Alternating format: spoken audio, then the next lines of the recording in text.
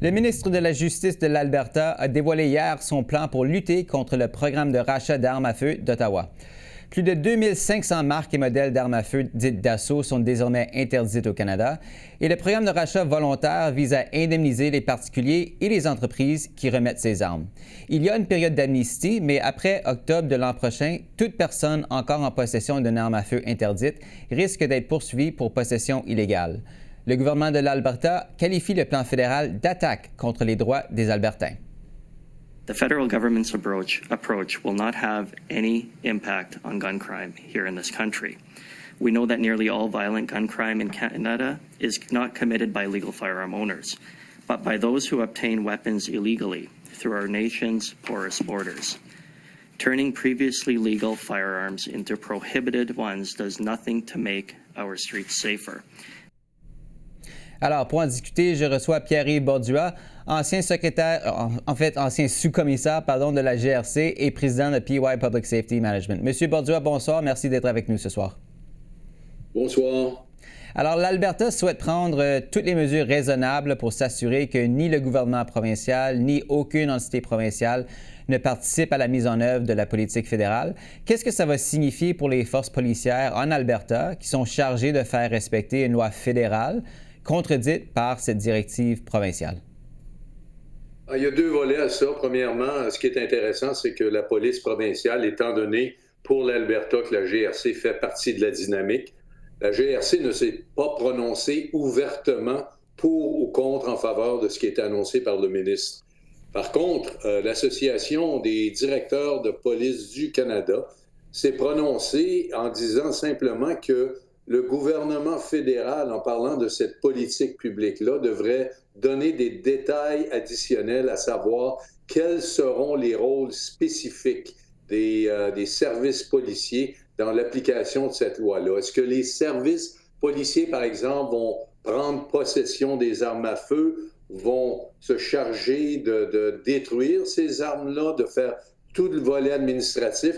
Il y a beaucoup de manque de clarification en ce qui a trait à cette politique publique et l'Association des directeurs en a clairement fait mention dans un communiqué récemment.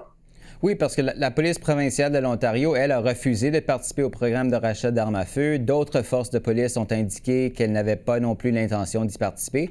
Pouvez-vous nous expliquer un peu plus pourquoi les services de police semblent si réticents à s'engager et ce que ça dit du processus qui a été mené par le gouvernement fédéral à cet effet?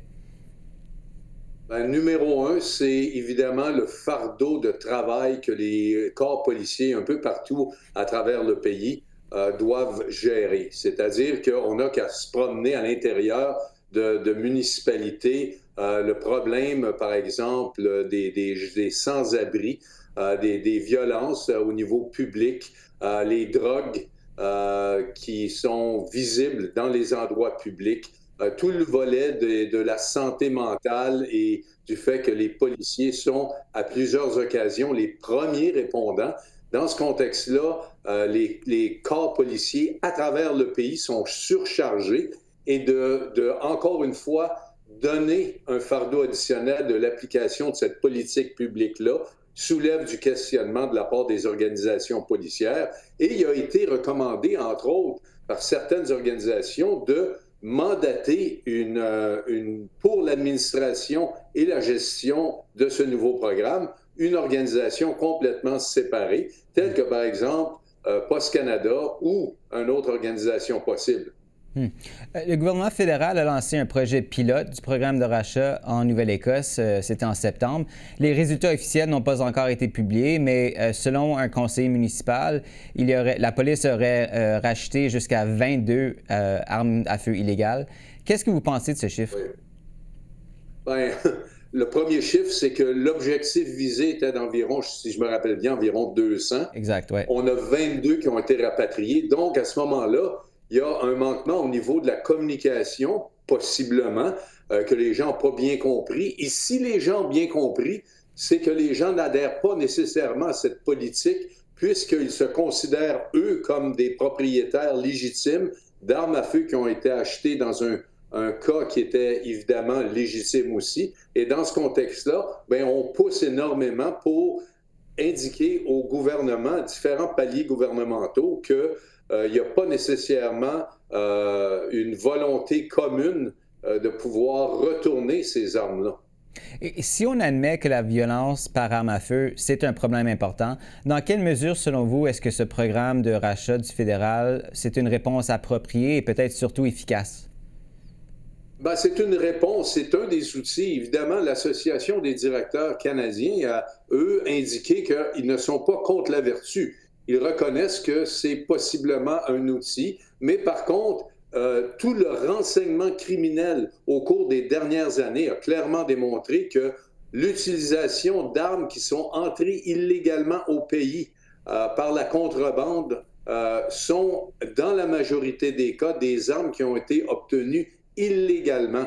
Et dans ce contexte-là, l'association et les directeurs de police dans l'ensemble du pays disent qu'on regarde le renseignement et qu'on mette l'emphase, par exemple, sur la frontière canado-américaine pour empêcher que des armes en provenance des États-Unis arrivent dans nos rues et, évidemment, créent une violence qui rend nos communautés insécures un peu partout à travers le pays. On le mentionnait tout à l'heure, il y a une période d'amnistie qui prend fin octobre prochain. Dans quelle mesure est-ce que vous pensez que ce sera difficile pour les corps policiers à travers le pays de vraiment mettre en œuvre cette politique, ce programme, et d'aller récupérer ces armes qui deviendront du coup interdits?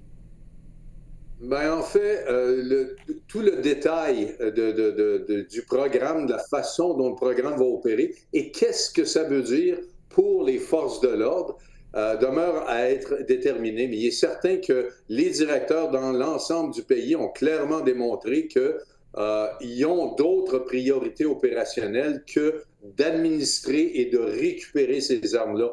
Donc, il y aurait d'autres possibilités qui devraient être examinées, comme par exemple réengager des policiers qui sont présentement à la retraite et qui pourraient, ni plus ni moins, supporter un programme comme ça sans nécessairement surtaxer les ressources limitées dont les forces policières canadiennes disposent. Enfin, sur un autre sujet, Radio-Canada nous apprend cette semaine que la GRC va limiter l'utilisation de ces 973 drones fabriqués en Chine uniquement pour des fins, c'est-à-dire des opérations de nature non délicate, puisqu'évidemment, ces appareils présentent des risques élevés pour la sécurité en raison de leur pays d'origine. Comment expliquer le fait que la GRC n'ait pas pris cette décision plus rapidement, selon vous? Ce qui est intéressant, c'est que la GRC a déjà eu à gérer un problème similaire alors qu'ils avaient, ni plus ni moins, acheté un système de communication Sinclair, et que par la suite, ils ont découvert qu'il y avait des intérêts chinois à l'intérieur du système de communication. Donc, ils ont cessé en 2022 d'utiliser le système. Lorsqu'on parle de drones chinois, en 2023, il y a eu, ni plus ni moins, un appel d'offres et les drones chinois offraient une possibilité intéressante puisqu'ils étaient beaucoup moins chers et pouvaient être obtenus rapidement.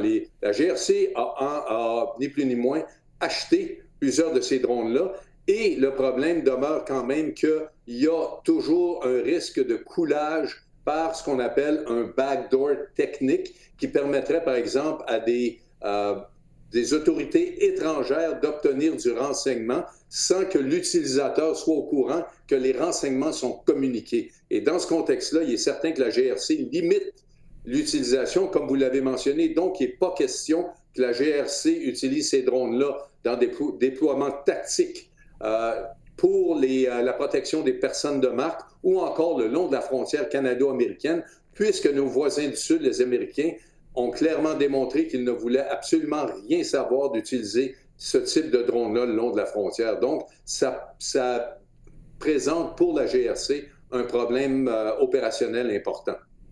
Pierre-Yves Bordua, merci encore une fois d'avoir été avec nous ce soir et merci pour ces explications. Ça me fait plaisir.